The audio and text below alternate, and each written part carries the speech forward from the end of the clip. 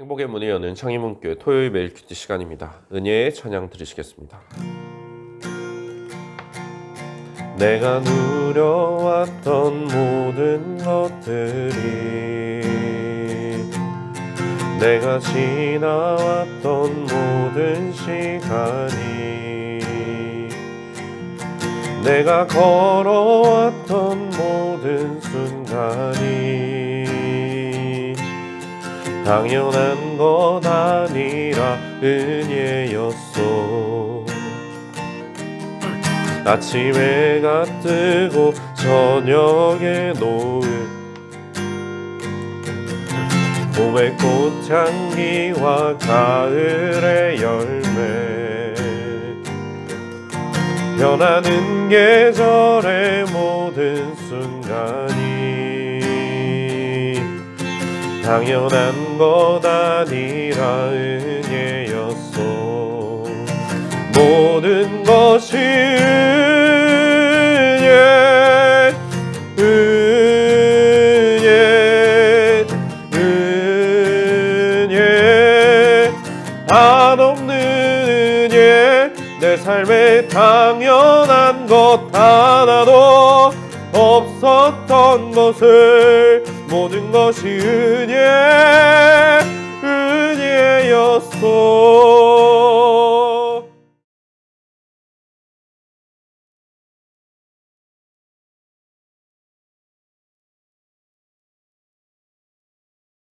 하나님이 이르시되 우리의 형상을 따라 우리의 모양대로 우리가 사람을 만들고 그들로 바다의 물고기와 하늘의 새와 가축과 온 땅과 땅에 기는 모든 것을 다스리게 하자.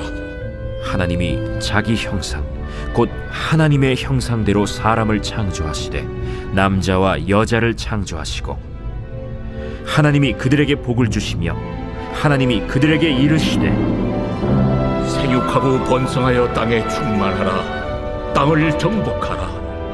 바다의 물고기와 하늘의 새와 땅에 움직이는 모든 생물을 다스리라. 내가 온 지면에 씨 맺는 모든 채소와 씨 가진 열매 맺는 모든 나무를 너희에게 주노니 너희의 먹을거리가 되리라.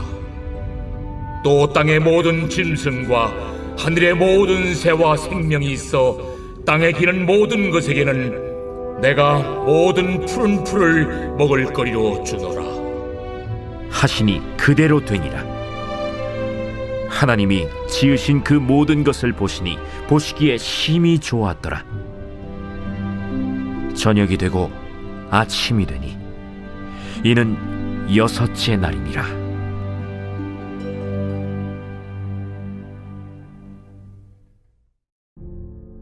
제2장. 천지와 만물이 다 이루어지니라. 하나님이 그가 하시던 일을 7째 날에 마치시니 그가 하시던 모든 일을 그치고 7째 날에 안식하시니라.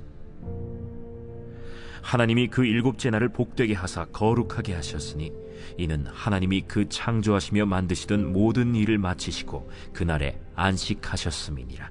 하나님의 창조 사역의 꽃, 바로 사람을 창조하신 것입니다. 온갖 피조물을 창조하시던 하나님께서 마지막에 사람을 창조하심으로써 마무리를 지으셨습니다. 사람의 창조는 다른 피조물들과는 다르게 독특한 점이 몇 가지 있습니다. 먼저 하나님께서 26절에 말씀하시는 것처럼 우리의 형상을 따라 우리의 모양대로 우리가 사람을 만들고 라고 하셨습니다. 하나님께서 우리라는 표현을 반복해서 사용하고 계시다는 점입니다.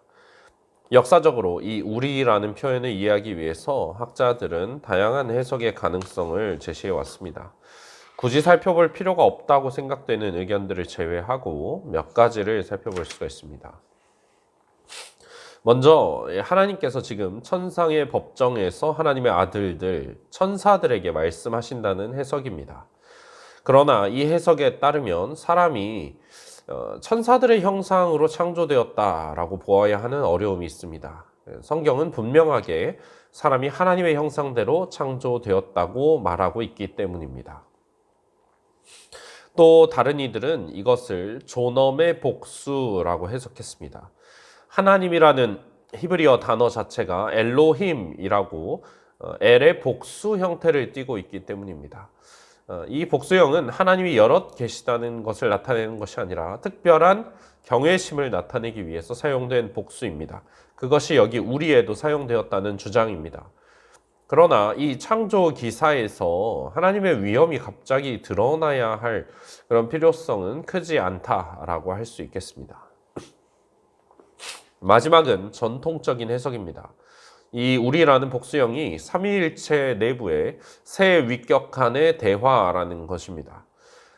한 분이신 하나님께서 우리라는 표현을 사용하실 수 있는 이유는 여기 있습니다. 하나님께서 성부께서 성자와 성령에게 우리라는 표현을 쓰고 계신다는 것입니다. 이러한 해석은 교부들이 주장했었고 종교개혁가들에 의해서 정리가 되었습니다.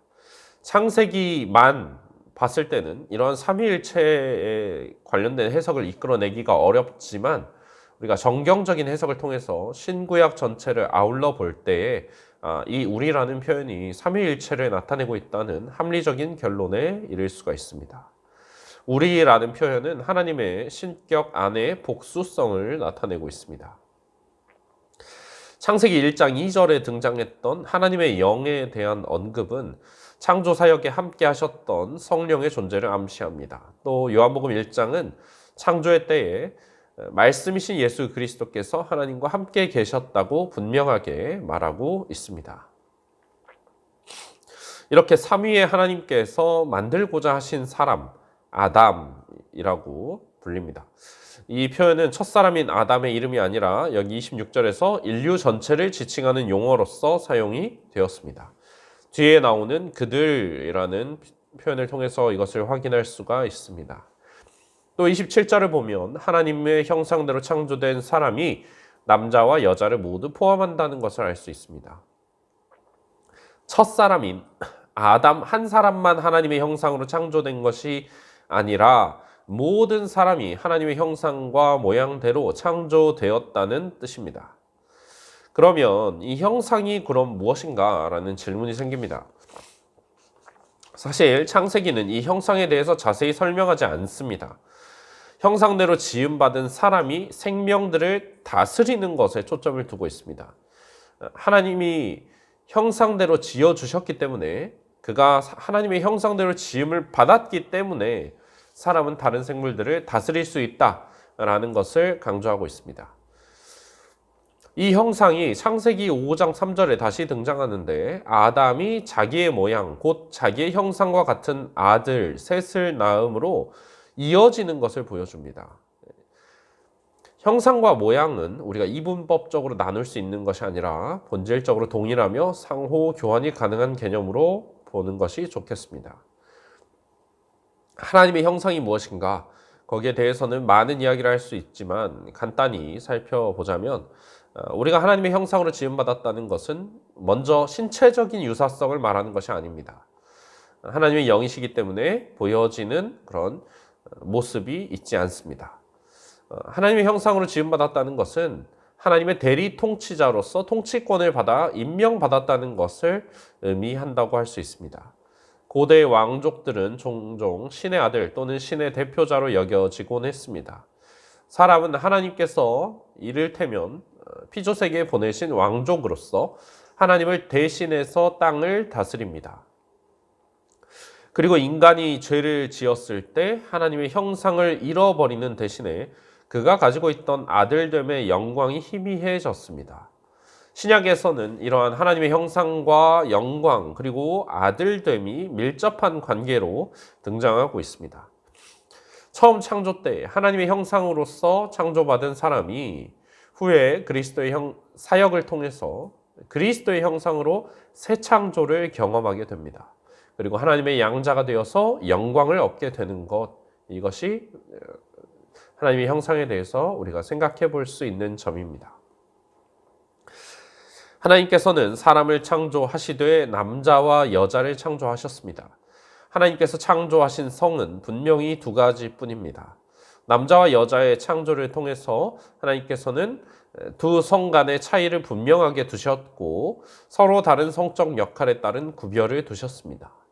성별의 차이는 우열을 의미하지 않고 서로 다른 두 성이 하나가 될 때 온전해지는 것, 한 몸이 될 때 정말로 부족한 것이 없어지는 것, 그것을 하나님께서 뜻하셨다는 의미입니다. 여기에 대해서 사람들이 잘못 이해하고 또 성경의 본문을 마음대로 끌어다가 이런 하나님께서 정하신 성의 가치를 더럽히고 잘못된 개념을 도입하는 것을 우리는 주의하여야 합니다. 이 남자와 여자의 창조는 하나님께서 주시는 복의 본질을 이해하기 위해 필요한 준비 단계라고 할 수 있습니다.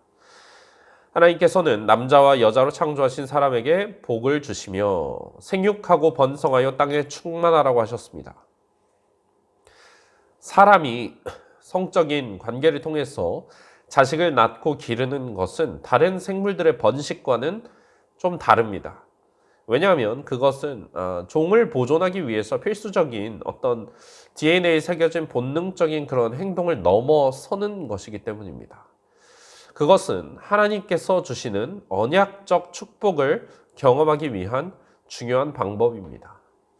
구약 성경은 자녀와 관련한 축복을 계속해서 강조하고 있습니다. 이스라엘 백성들은 그것을 계속 알고 있었습니다. 후에 아브라함의 자손을 통해서 주시는 복은 이 창조 때 주신 명령의 성취로서 볼 수가 있습니다. 그리고 이제 그 복이 그리스도로 말미암아 믿음으로 아브라함의 자녀가 된 모든 이들에게 주어지는 것입니다. 뒤에 이어지는 땅을 정복하고 생물을 다스리라는 명령, 이것을 통해서 우리는 하나님께서 사람을 생물들의 관리자로 임명하셨다는 것을 알 수가 있습니다. 우리는 생물들을 하나님의 뜻대로 올바르게 다스릴 의무가 있습니다. 그것을 돌보고 잘 보살필 의무가 있습니다. 생물을 마치 기계처럼 잔인하게 그저 이윤을 내기 위한 수단으로서만 대해서는 안 됩니다. 훗날 노아의 때 사람들의 죄로 인해 홍수가 임할 때 이 생물들이 함께 멸망당하게 됩니다. 사람의 죄 때문에 생물들이 함께 화를 당한 것입니다. 지금도 사람의 잘못으로 인해서 환경이 파괴되거나 생태계에 문제가 생기면 생물들이 피해를 입게 됩니다. 사람은 하나님께서 다스리도록 하신 세상에 책임을 가지고 그것을 잘 다스려야 할 필요가 있습니다. 하나님께서는 생물들을 창조하고 알아서 살아가라고 하신 것이 아니라 그들에게 일용할 양식을 제공해 주셨습니다. 사람은 채소와 나무를 받았고 모든 동물은 푸른 풀을 받았습니다. 성경은 하나님이 창조하신 섭리대로 하나님께서 그 피조물들을 먹이신다고 가르칩니다. 우리는 세상에 버려져서 혼자 힘으로 먹을 것도 구하고 알아서 살아남아야 하는 그런 불쌍한 존재들이 아닙니다. 하나님의 보호 아래 평안을 누리는 자들로 창조가 되었던 것입니다. 하나님께서는 여섯째 날 사람의 창조로 창조의 사역을 마치시고 지으신 모든 것을 보십니다. 그것들은 하나님께서 보시기에 심히 좋았습니다. 각각의 피조물들을 지으시면서 하나님 그것을 보기 좋다고 여기셨습니다. 그리고 그것들이 하나로 어우러진 완성된 세상의 모습, 그것은 하나님께서 보시기에 심히 좋았다 말씀하셨습니다. 그러니까 하나님이 창조하신 세상에는 어떤 문제도 없었습니다. 하나님의 지혜가 완전히 구현된 완벽한 세상이었습니다. 이렇게 천지와 만물이 다 이루어졌습니다. 창조의 사역은 여섯째 날에 끝나지만 하나님께서는 그 하시던 일을 일곱째 날에 마치십니다. 일곱째 날이 있습니다. 하나님께서는 이 일을 모두 그치고 일곱째 날에 안식하십니다. 하나님께서 안식하신 것은 창조 때문에 피곤하셨기 때문이 아닙니다. 하나님께서 창조하신 세상이 완전하기 때문에 더 이상 무엇을 창조할 필요가 없었다는 의미입니다. 그리고 하나님께서는 그 일곱째 날을 복되게 하셔서 거룩하게 하십니다. 이것이 이스라엘에게 주신 10계명 중 안식일의 유래입니다. 거룩하게 하셨다는 것은 그 날을 하나님의 소유로 삼아서 구별하셨다는 뜻입니다. 하나님께서 안식하신 이 날에는 사람도 짐승도 일을 해서는 안 된다고 가르치셨습니다. 안식에 동참하라는 것입니다. 안식일을 기념하면서 피조물은 하나님의 선하신 창조를 기억합니다. 그리고 하나님께서 주시는 안식의 필요성을 받아들입니다. 하나님께서 일을 마치시고 안식하셨듯이 우리에게도 일과 안식의 균형이 필요하다는 것을 받는 것입니다. 장차 하나님께서 주실 영원한 안식을 바라보면서 그리합니다. 신약시대에 와서 사도 바울은 안식일을 장래일의 그림자로 바라보았습니다. 주님과 교회의 영원한 실제를 예표하는 것으로 본 것입니다. 할례, 음식규례, 안식일 준수와 같은 옛 율법은 언약 백성을 위한 표징이었고 이제는 폐지되었습니다. 그렇다고 해서 안식일이 그리스도인에게 더 이상 아무런 의미를 가지지 않는 것은 아닙니다. 우리는 여전히 매일을 거룩하게 여기며 하나님께 드려야 합니다. 그리고 구약의 안식일은 토요일이지만 초대교회로부터 그리스도인들은 예수 그리스도께서 부활하시고 우리에게 영원한 안식을 주시는 날, 주의 날을 예배를 위해서 거룩하게 특별하게 구별했습니다. 그날 우리는 하나님께서 새롭게 이루신 창조와 메시아의 구속 사건, 우리에게 안식을 주신 그것을 기념합니다. 하나님께서 우리에게 주신 것, 또 장차 주실 그 영원한 안식, 그것을 바라보면서 주님을 기억하는 것입니다. 주신 이 말씀을 기억하며 주님 앞에 나아가시겠습니다.